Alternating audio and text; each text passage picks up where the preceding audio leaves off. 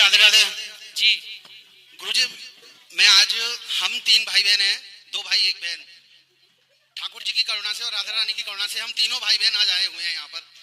आपको कोटि कोटि हम प्रणाम करते हैं। मैं गुरुजी आपसे 3 सवाल पूछना चाहता हूँ। पहला मेरा सवाल ये है कि हमारे घर पे जब हम सुबह उठते हैं तो सुबह सुबह सबसे पहले काली मिर्च, हल्दी, लौंग, ये काफी चीजें ऐसी मिलती हैं, ऐसा क्यों? या किसी से कुछ आपके द्वार पर जी कौन रख के जाता है? नहीं पता। एक कैमरा लगा दो, पता चल जाएगा कौन रख के जाता है। अच्छा ठीक। दूसरा गुरुजी, हमारे छोटे भाई ने एक कार्य खोला है जो कि थोड़ा अजीब नाम से खोला है। मैं उसका बैनर आपको दिखाना चाह रहा हूँ, लेकिन इसमें भी सर गुरुजी कुछ लोग बहुत कुछ बात कहते हैं तो दर्द को छुपता है, मेरे आंखों से आंसू आते हैं। क्या काम खोला भैया ने?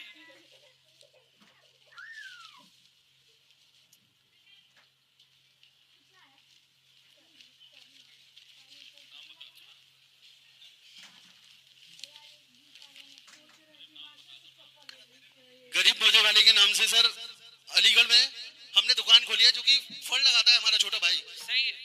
ठीक है, लोग कहते हैं गुरुजी कि तेरा भाई क्या फल लगाता है, दुकान नहीं है। हम कहते हैं दुकान है। हम कहते हैं आज अगर फल लगाता है तो क्या हो गया, आने वाले समय में दुकान लगाएगा। अरे भाई, ऐसा क्यों? लोग क्या कहते हैं परवाह क्यों करते हो?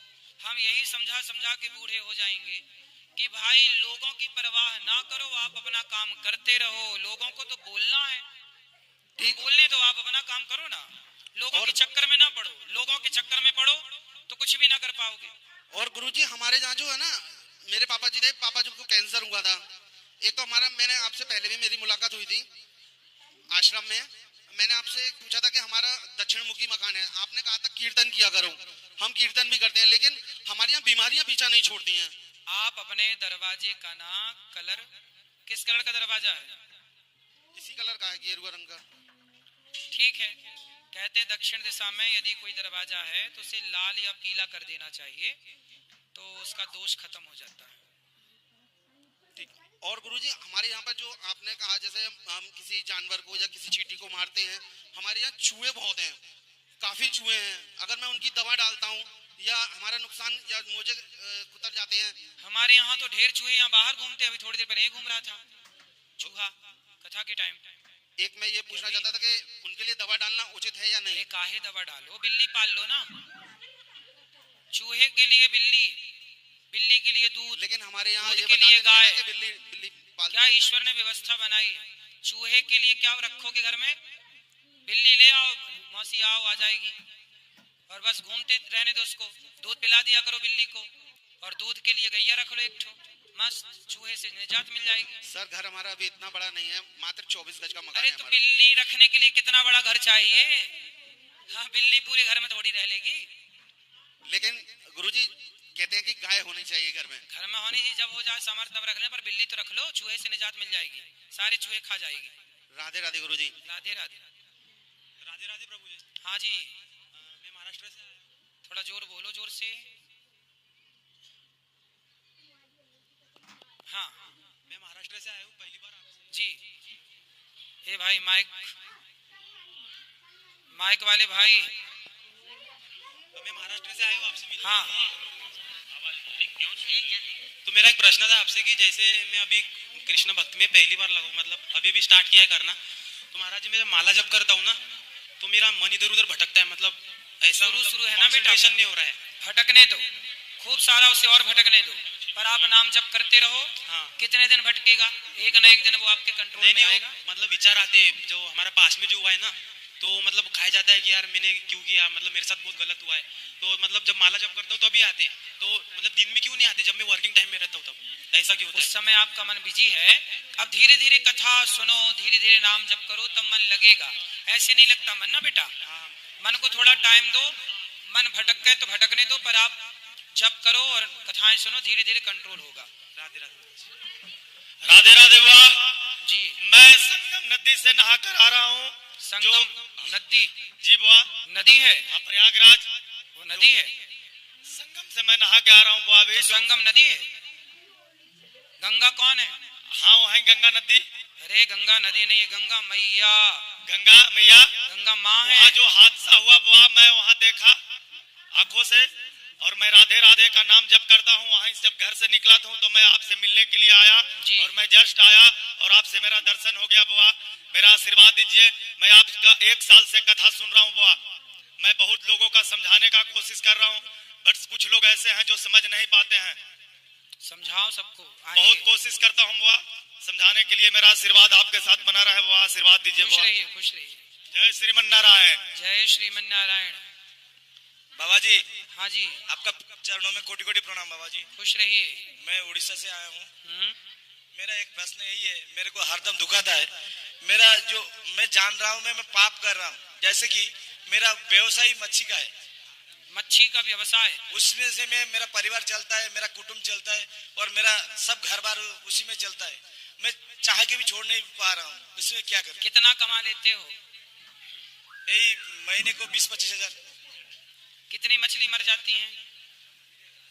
जैसे कि हर हफ्ते में 3 बार बेचते हैं, तो उसी हिसाब से जितना भी 50 किलो 1 क्विंटल ऐसा भी हो सकता है। तो 20-25 हजार रुपए तो आप आलू और टमाटर का ठेला लगा के भी कमा सकते हो। नहीं कमा सकते?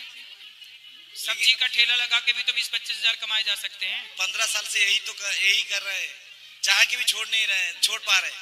15 साल में कितनी हजारों लाखों मछली मार दी होंगी आपने, और वो भी 20,000 रुपए के लिए।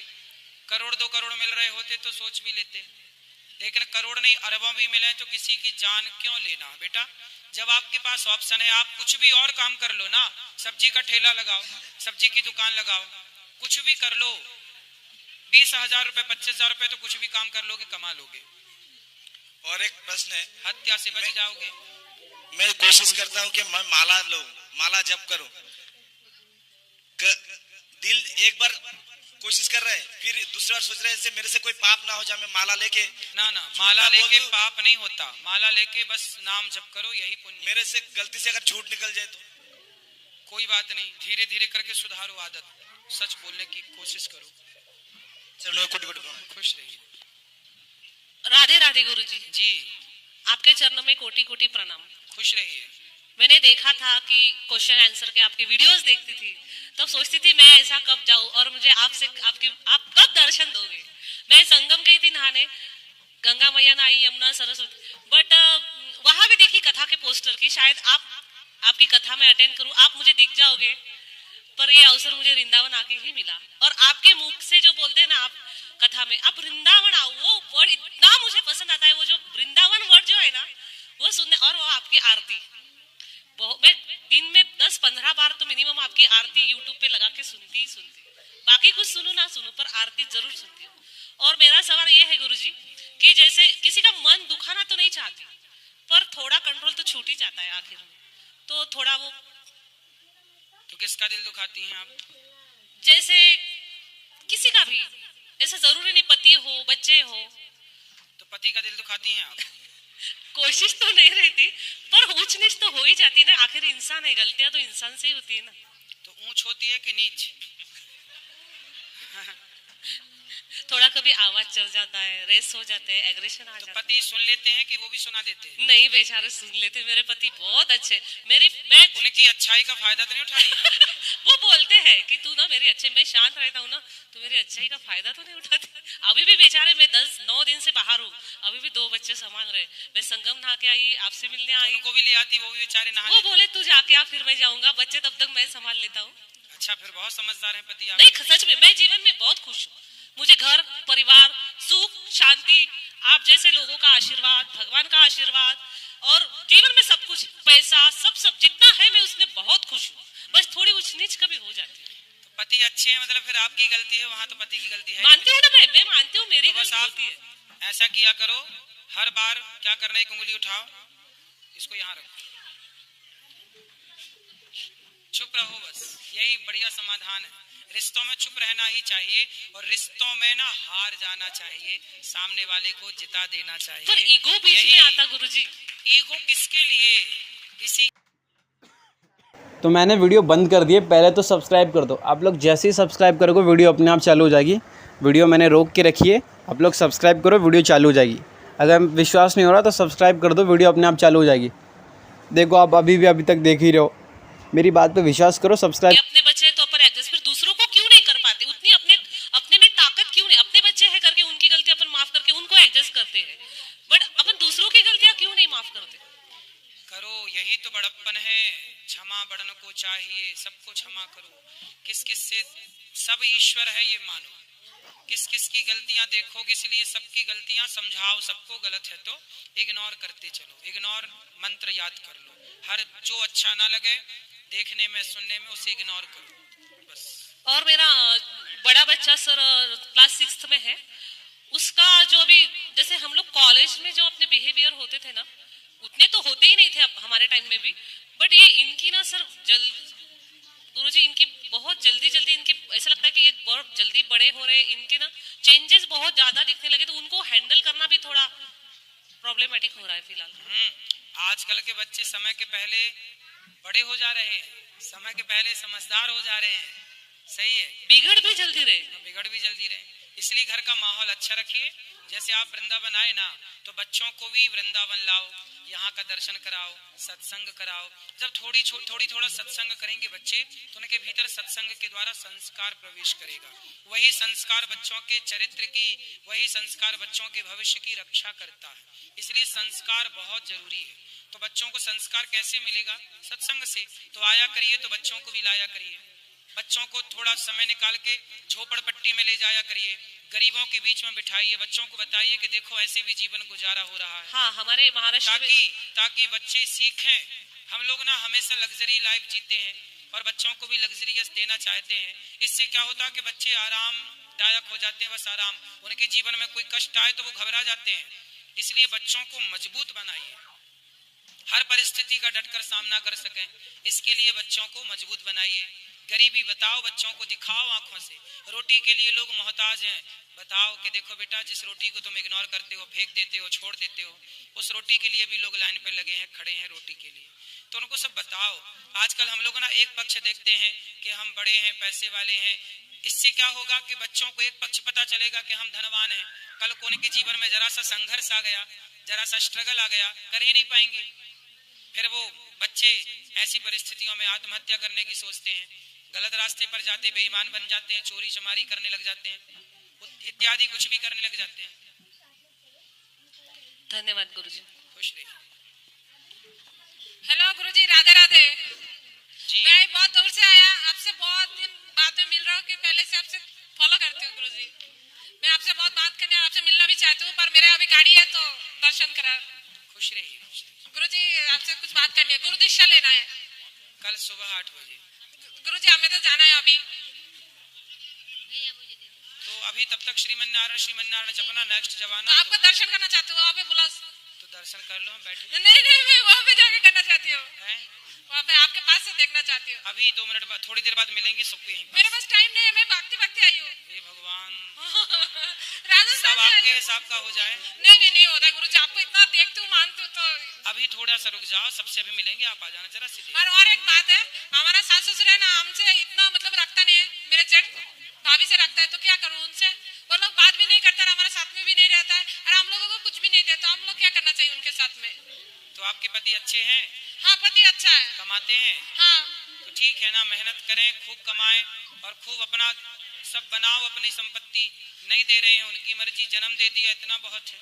पर गुरुजी दुख लगता है, उन्होंने हमसे ऐसा किया है, बात भी नहीं करता है, हमसे कोई रिश्ता भी नहीं रख रहा है, तो फिर हम लोग क्या करें? अब क्या कर सकते हो आप बताओ ना? आप बात इसलिए तो आपको पूछा है ना, हम क्या कर सकते हो? आप अपने को सफल बना सकते हैं, आप अपनी लकीर उनसे बड़ी कर सकते हैं, आप उनसे ज्यादा सक्सेसफुल हो सकते हैं, है ना? हाँ। बस यही करिए। राधे राधे गुरुजी, राधे राधे। आपका आशीर्वाद बनाए रखना। सर राधे राधे गुरुजी। जी जी। मैं आपको टीवी पे देखती थी, आज लाइव देख के मैं बहुत धन्य हो गई। मेरा सिर्फ इतना ही क्वेश्चन है कि मैं किसी के लिए दिल से बहुत कुछ करती हूँ अच्छे से, कि हाँ मुझे मेरा ये कर्तव्य है, मेरा धर्म है, मुझे करना चाहिए, पर वो लोग रहते रहते अच्छे हैं, फिर अचानक से अपना बर्ताव क्यों चेंज कर देते हैं। और मुझे इतना गुस्सा आ जाता है वो सोच के कि मैं इतना कर रही हूँ सबके लिए, उनके लिए अपनी जान से ज़्यादा, और वो लोग मुझे टाइम पे पलटी मार मार के मतलब कुछ भी बोल के गुस्सा दिला दे तो मेरा कंट्रोल छूट जाता है गुस्से से। तो गुस्सा ही मुझे कंट्रोल करने के लिए कोई ऐसा बताइए कि मैं उसको कंट्रोल किस पर गुस्सा आता है आपको, किस पर? कोई मतलब दोस्त रहे, मेरी सास ससुर रहे, मम्मी रहे, भाई रहे, मैं हर चीज पे मतलब दिल से अच्छा ही चाहती हूँ मैं कि नहीं ऐसा ना हो। पर पति पे गुस्सा आता है? नहीं, पति पे नहीं आता सर, पति मेरे बहुत अच्छे हैं। अगर आप लोग को हमारी वीडियो अच्छी लगी तो यार सब्सक्राइब कर देना, और ऐसे ही कथा देखने के लिए सब्सक्राइब जरूर करके जाना, क्योंकि आप लोग के सब्सक्राइब से आप लोग को वीडियो सबसे पहले आपके पास मिलेंगे। तो सब्सक्राइब कर देना। आप लोग जैसे ही सब्सक्राइब कर दोगे ना तो हमारी वीडियो सबसे पहले आपके पास आएगी। तो सब्सक्राइब कर दो, सब्सक्राइब।